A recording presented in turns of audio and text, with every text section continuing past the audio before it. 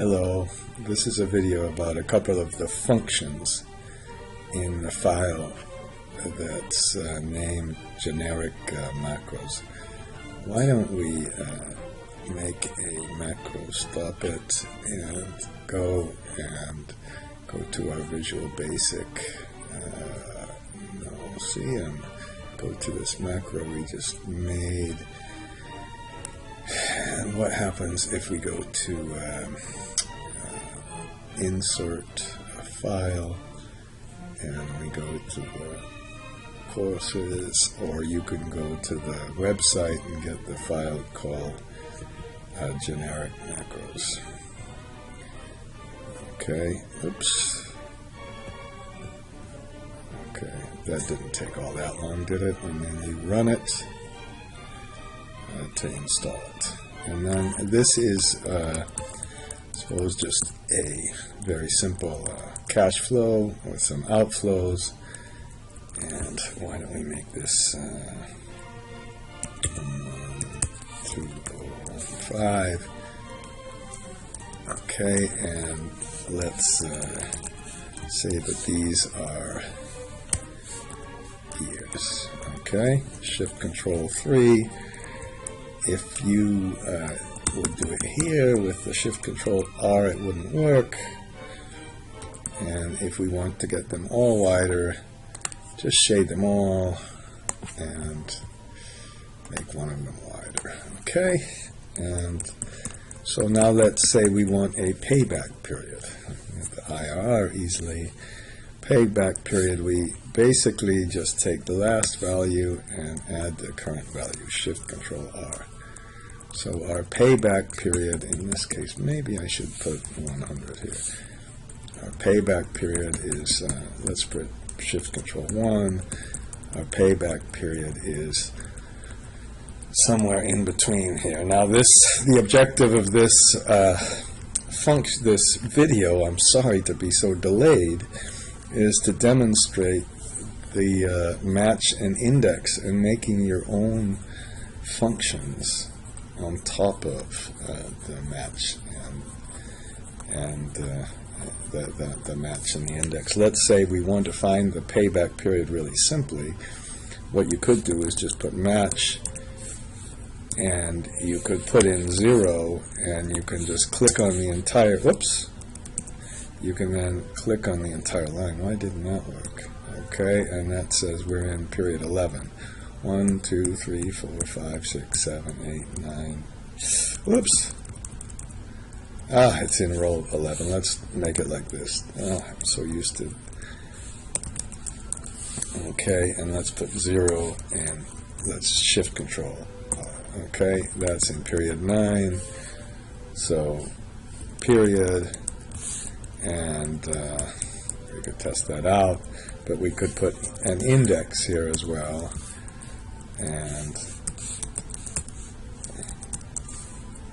And we can just, in this case, no, we can't. We have to, shit. Index. Hope you don't mind a little bit of swearing. That's part of the business here. No, it isn't, but what? Okay, that gives us Shift Control 3. That gives us kind of the payback period here, but it's not precise. It really should be in between here, shouldn't it be?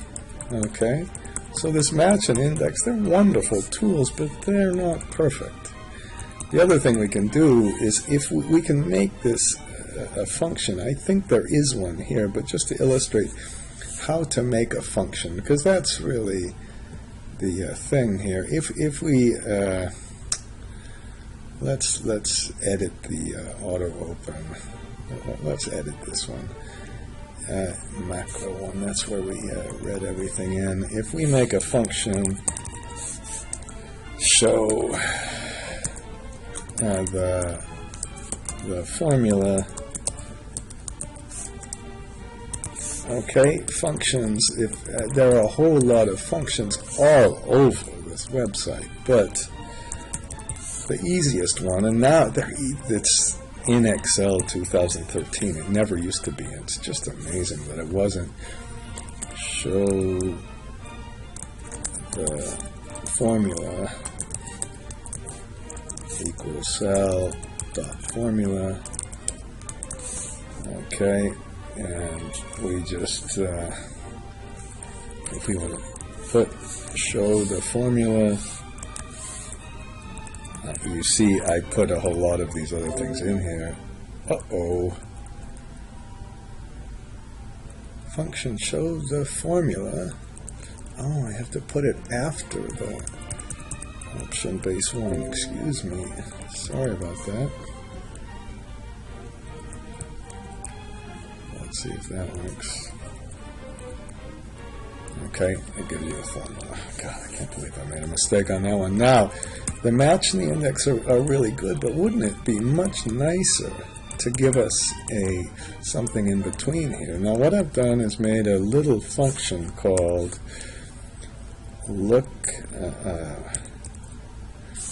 with interpolate, which is like match and index. Now, if you look it up, we want to look up 0. We still want to do this. And this is our lookup series, and then maybe we want to put the date in like this, and it gives us something like this. And now this says it's the 22nd of April. Okay, we could also I suppose if we just made this, we'd make this 1, and again, my Shift Control R doesn't work because it's the top of the thing. Let's try it again. We could put in, what is this? Lookup interpolate, and we want to look up 0, and this time we look up when this is 0, and instead of looking up on the dates, we look up on the years. And I put it 1, so now it's 9.31. So this, we've made our much more advanced payback period. So this is the date, and this is the period. Okay, so that's the function. Let's look at the function for a minute. And so go to the developer, go to macros. Now when you create a function, here's a problem, is that when, does it say look up functions here?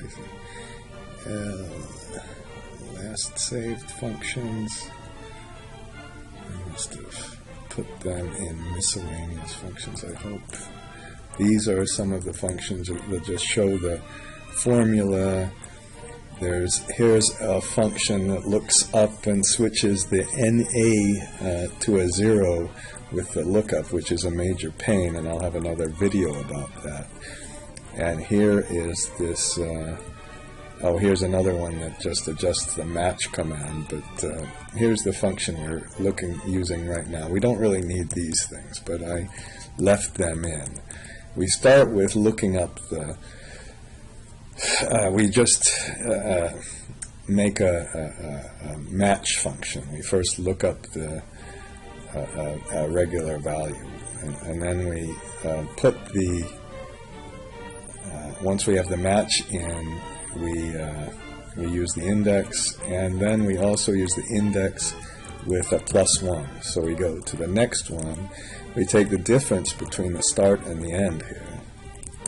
And then we take the absolute value of what the lookup value is compared to the start and the end, and then we have to take a weighting of that difference, that absolute value relative to the total difference. And then we compute the lookup with the 2 different start and end periods here, and then we interpolate on a weighted average basis. So that's how this one works. And I think I'm going to stop the video right now. That wasn't such a long video.